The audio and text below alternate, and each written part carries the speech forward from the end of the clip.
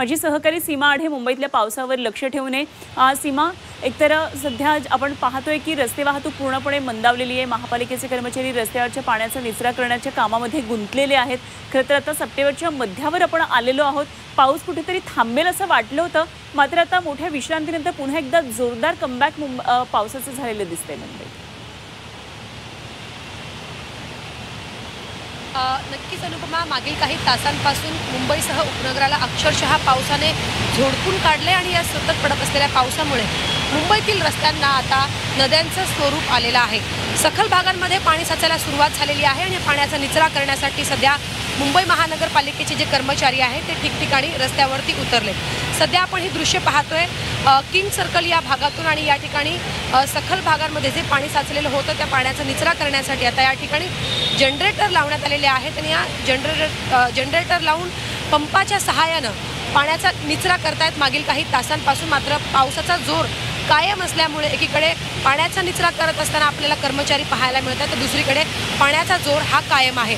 जी माहिती सध्या कर्मचाऱ्यांनी दिलेली आहे त्यानुसार 6 पंप किंग सर्कल या परिसरामध्ये लावण्यात आले आहेत आणि झपाट्यानं पाणी कमी होताना आपल्याला पाहायला मिळतंय। सध्या ही दृश्य आपण पाहतोय ईस्टर्न एक्सप्रेस हायवेवरती जी वाहतूक आहे ती मंदावलेली आहे। मागील काही तासांपासून ठिकठिकाणी पाणी साचल्यामुळे CSMT स्थानकाकडे जाणारी जी लेन आहे त्या लेनवरती लांबच लांब रांगा ज्या आहेत त्या गाड्यांच्या लागलेल्या आहेत आणि कारण पाणी साचल्यामुळे पाण्याची पातळी तासागणिक वाढत असल्याने त्याच्या इंजिनमध्ये पाणी जाऊन गाड्या बंद पडत आहेत। त्यामुळे इथे नागरिकांना नाहक त्रास जो आहे तो सहन करावा लागतोय, वाहतूक कोंडीचा सामना करावा लागतोय। आज आठवड्याचा पहिलाच दिवस आहे।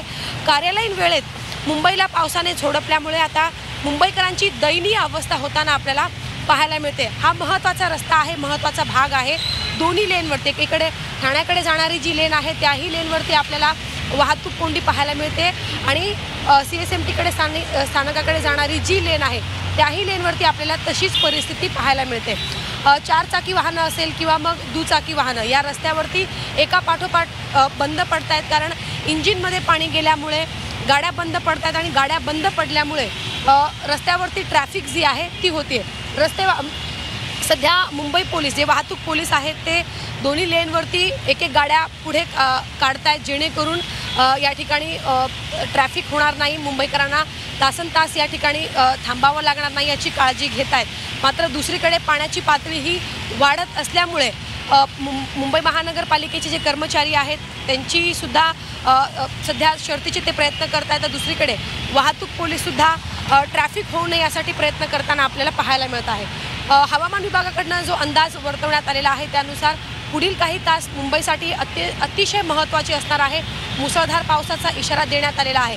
असाच जर पावसाचा जोर कायम राहिला अनुपमा तर पुढील काही तासामध्ये मुंबईचं चित्र हे आपल्याला पुन्हा एकदा वेगळं दिसू शकतं। जी परिस्थिती मागील 20 दिवसांपूर्वी मुंबईमध्ये खरं तर निर्माण झालेली होती तशीच परिस्थिती निर्माण होण्याची शक्यता जी आहे ती वर्तवली जाते। सध्या रस्ते वाहतुकीवरती तर आपल्याला मोठा परिणाम पाहायला मिळत आहेच। दुसरीकडे मोनोरेल असेल किंवा म्हणजे मुंबईकरांचं जनजीवन सुरळीत आहे, कारण खरं तर पाऊस काही मुंबईकरांना नवा नाहीये। खरं तर पावसाच्या सीझनमध्ये नेहमीच 2-3दा अशी परिस्थिती तर अगदी उद्भवतेच ज्यावेळी मुंबई पूर्णपणे थांबलेली असते। त्या आजचा आता मुंबईकरांचा पुढचा दिवस नेमका कसा जाणार आहे ते आपल्याला पाहायचंय। सीमा, धन्यवाद दिलेल्या सगळ्या सविस्तर माहितीसाठी। अपडेट आपल्याकडून वेळोवेळी जाणून घेत राहू।